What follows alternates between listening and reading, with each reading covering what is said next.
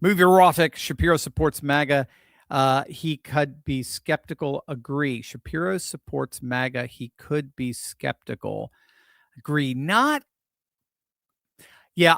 So I'll just draw from what I think you're saying. I don't necessarily know. I'll do my best to try to interpret what you're saying there.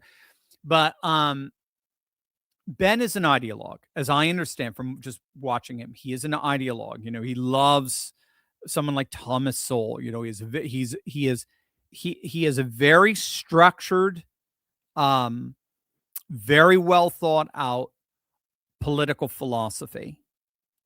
To the extent that MAGA passes through that consistently, he will support it. To the extent that it diverges, he will denounce it. He will be very critical of it. I'm not that way. I am a political pragmatist. I don't see politics as a philosophy. I see politics as power. That's what politics is. Politics is power, and power uses leverage, and leverage is giving people what they want. Leverage is having the ability to give people what they want.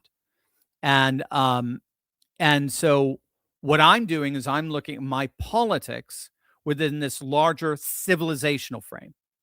So I don't see politics. I mean, again, you can see it this way if you want, but for me, I see politics as a thing within civilization. Civilization is not political. Civilization, much larger than the political, goes into the religious and the artistic and the architectural and the traditional and the familial and the fashion and you name it. It's all got political interconnections, right?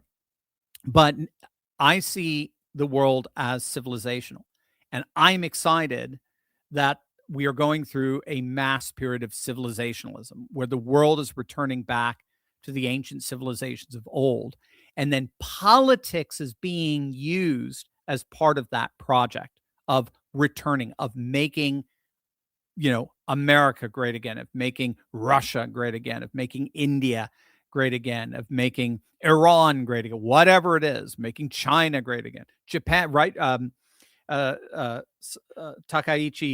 Takaichi, who won the biggest landslide victory in Japan's history of late, very traditionalist. Her motto for that election was "Japan is back." Japan is back.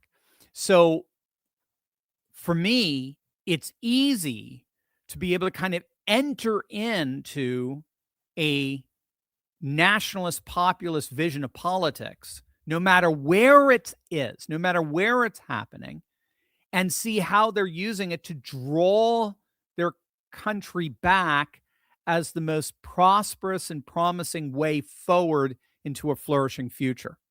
This archaeo-future vibe is the principal dynamic behind the rise of a new civilizationalist world. So I'm relatively politically agnostic.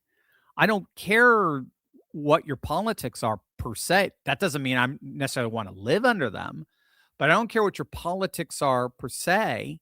I'm trying to understand how you're using the politics or how politics are being used in a particular civilizational context to draw that nation into a deeper manifestation of this civilizationalist return. Ben sees politics, it seems to me, as more of a science. It's a philosophy. And if you're consistent with it, he's with you. And if you're not, he's not with you. And, that's okay. You can do that. But then you're going to get the schizophrenia. Well, one day he's all for you and the next minute he's not. Whereas for me, one of the reasons why I'm very consistent with MAGA is I see MAGA as the movement of awakening American civilizationalism. And so I'm fascinated in how Trump is doing that. And if people come to go, well, what if, he does this and it's against the Constitution and so forth? Well, so you've got your own little political philosophy structure. Great. I'm happy. Okay, bye. I could care less. Why should I choose yours? Why? This is why I have no patience with a Massey or with a Rand Paul or even a Ron Paul for that matter. I just have no pay. These a lot of people love building a political philosophy that they think is rich and robust, and I'm sure it is. And then what they do is they just become a soundbox for that philosophy based on whether Trump is consistent or inconsistent with it. Yeah, I mean, they dominate Fox News, they dominate all the talking heads, and I could give a rat's patootie on that. I could care less. Again, that doesn't mean I don't care about the Constitution or anything like that, but what it means is I'm looking at politics from a larger lens, and that lens is civilizationalism, and it sees politics as a microcosm of that civilizationalism. And I'm fascinated to the extent to which Trump is tapping into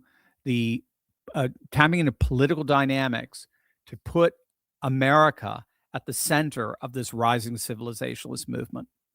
And that just gives me, I think, a flexibility that someone with a very rigid, just structured political philosophy just doesn't have. So that's where I would put Ben.